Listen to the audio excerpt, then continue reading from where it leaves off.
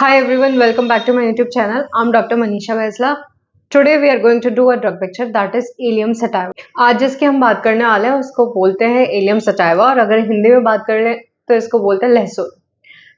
लहसुन से हमारी एक बड़ी इंपॉर्टेंट रेमेडी प्रिपेयर की जाती है एंड मोस्टली आपने उसका यूज देखा होगा for the cases of hypertension, यानी कि ब्लड प्रेशर के लिए ये दवाई यूज की जाती है. देर आर अदर रेमेडीज जो हाइपरटेंशन के लिए हम यूज करते हैं इन होम्योपैथी.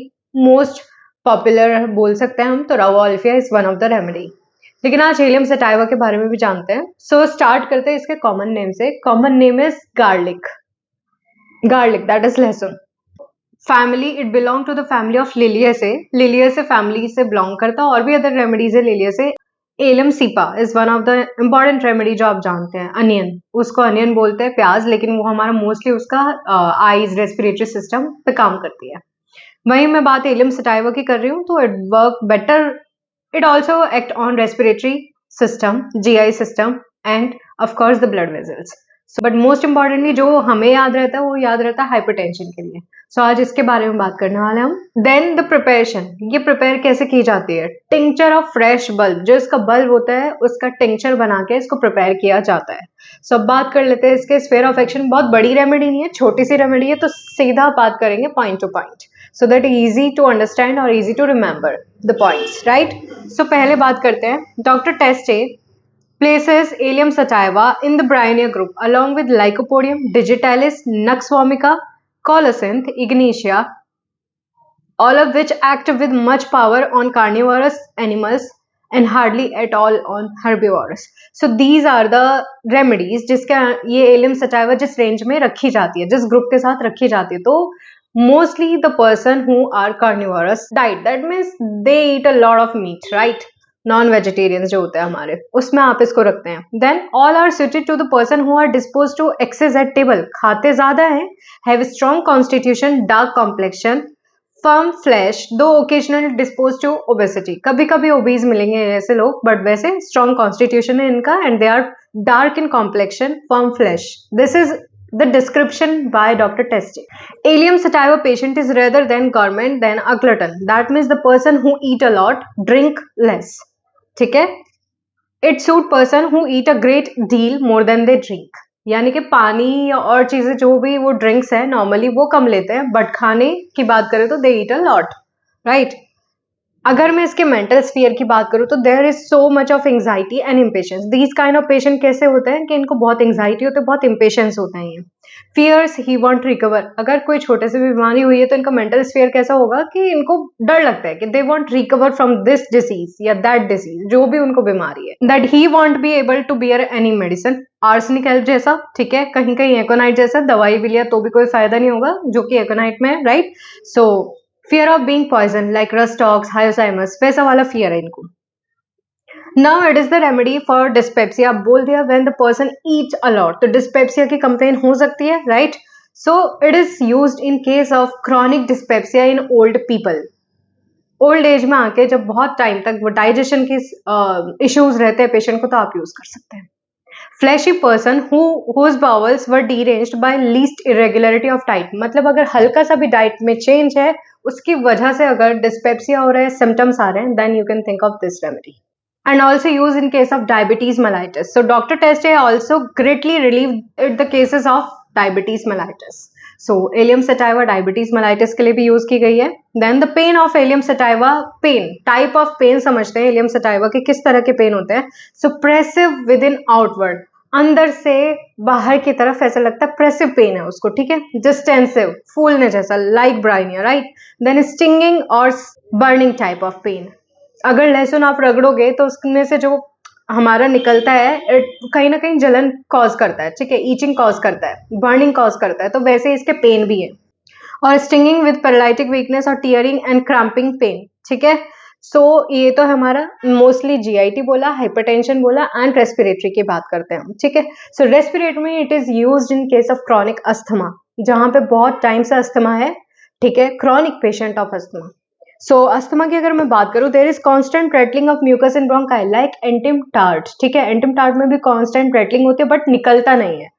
इधर क्या है, रेटलिंग तो है of mucus in bronchi. Cough in the morning after leaving bedroom, morning में कफ होगा इसको, leaving the bedroom. with mucus expectoration which is tenacious and difficult to raise. So you really can differentiate it with Antim chart. मतलब कि tenacious mucus है, निकलता नहीं है, not easy to raise, easily उसको आप रेज नहीं कर सकते हो, ठीक है, कि पेशेंट बहुत जोर लगाएगा, खांसने की कोशिश करेगा कि फ्लैम या बलगम निकल आए, लेकिन नहीं निकलता। रेटलिंग होगी व्हेन यू विल चेक, तो rattling of mucus in bronchi, ठीक है, mucus is tenacious in character, sensitive to cold air. So of course एक एक्सपोजर की बात कर रहे हैं, कोल्ड एयर से सेंसिटिवनेस है इसकी। डायलेटेड ब्रोंकाई विद फीटेड एक्सपेक्टोरेशन, जो एक्सपेक्टोरेशन आएगा, जो बलगम आएगा, वो कैसा होगा? फीटेड, बदबूदार होगा। सो जो एक्सपेक्टोरेशन है वो भी फीटेड है, फीटेड मतलब बदबू जैसा होगा, ठीक है। Darting pain in chest, pain मैंने डिस्क्राइब करा है स्टिंगिंग, बर्निंग या फिर pressive pain within outward, ठीक है, जो अंदर से बाहर की तरफ महसूस हो रहा है। सो ये रेस्पिरेटरी कंप्लेंट्स को कवर करता है। Then I will talk about stomach. Stomach that is मतलब आपका GIT। सो वोरेशियस एपेटाइट, भूख बहुत होती है इसको, ठीक है।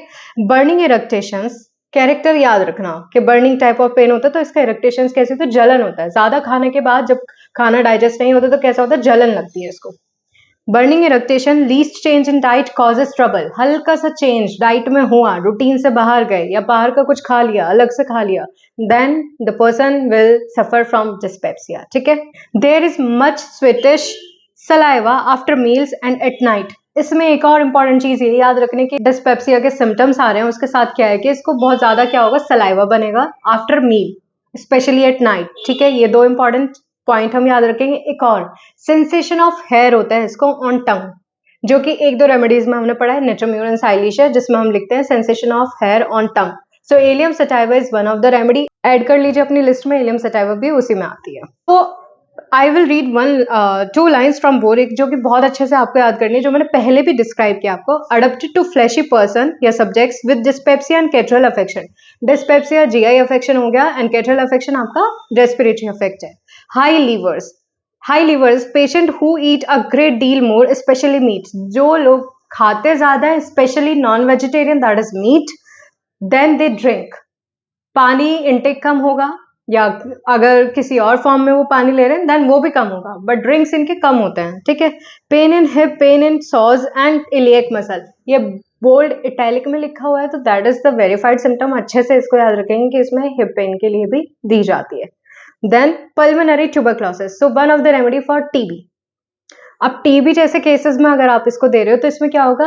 भूख को इंप्रूव करेगा, उसके एपेटाइट को इंप्रूव करेगा, उसके वेट गेन में हेल्प करेगा। So allium sativa, you can think this remedy in these cases, pulmonary tuberculosis. Now I will talk about hypertension. तो हाइपरटेंशन की एक लाइन हमें अच्छे से याद रखनी है। Arterial hypotension begin usually in 30 to 45 minutes after 20 to 40 drops doses of the tincture. अगर किसी का BP हाई है एट दैट टाइम 30 से 45 मिनट के अंदर BP नॉर्मल हो जाएगा with this remedy. So keep it in mind, arterial hypotension यानी कि हाइपोटेंशन को लीड करेगा, दैट इज डिक्रीज करेगा हमारे ब्लड प्रेशर को, नॉर्मल रेंज पे लेके आएगा 40 to 45 मिनट्स में आफ्टर द एडमिनिस्ट्रेशन। और ड्रॉप्स कितनी बताइए? 20 to 40 drops of tincture.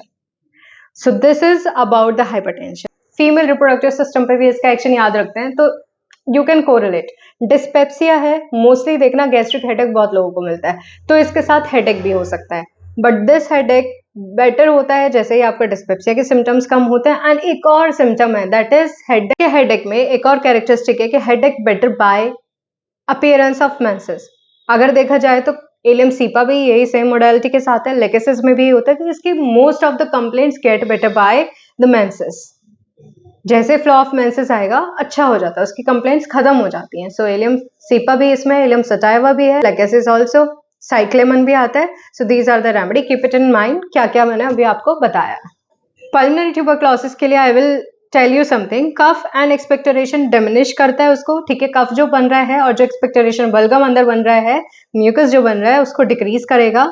Temperature become normal, temperature normal करेगा, because there is a sign ना कि इवनिंग राइज ऑफ टेम्परेचर होता है in case of tuberculosis. Weight gain किया जाता है एंड स्लीप बिकम रेगुलर, जो स्लीप डिस्टर्बेंस है वो भी रेगुलर होगी इसमें। हेमोप्टाइसिस के केसेस में अगर ब्लड आ रहा है आपका एक्सपेक्टोरेशन में, then it also cover that part of respiratory system, ठीक है। So in short pulmonary tuberculosis के सिम्टम्स को इंप्रूव करने में हेल्प करता है।